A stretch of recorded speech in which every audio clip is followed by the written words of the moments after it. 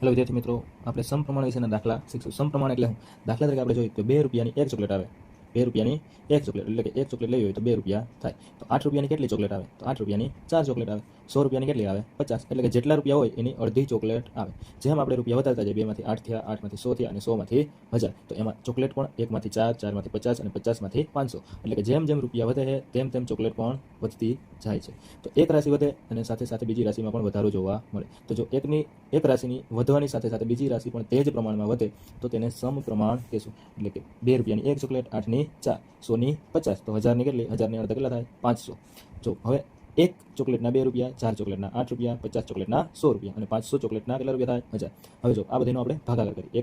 1/2 એટલે કે 1/2, 4/8 એટલે કે 4/8, 50/100 એટલે કે 50/100, 500/1000 એટલે કે 500/1000. હવે આ બધાનો છેદ ઉડાડું, જો સાદું રૂપ આપી 4 દુ 8 એટલે કે આવ્યા 1/2, 50 દુ 100 એટલે કે 1/2, 500 દુ 1000, તો 500 નો ડબલ 1000. તો બધાનો જવાબ આવ્યો 1/2.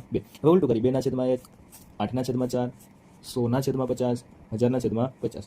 તો 1 દુ 4 દુ 8, 50 દુ 100, 500 ગુણ્યા 2 એટલે કે 1000. તો એ ગુણોત્તર આપણે કેવો આવ્યો? સરખો આવ્યો. એટલે કે જો ભાગાકાર છે એ એક સરખો મળે છે, તેથી તે બધું શેમાં છે? સમપ્રમાણમાં છે. એટલે કે સમપ્રમાણમાં ભાગાકાર છે એ કેવો જોવા મળે છે?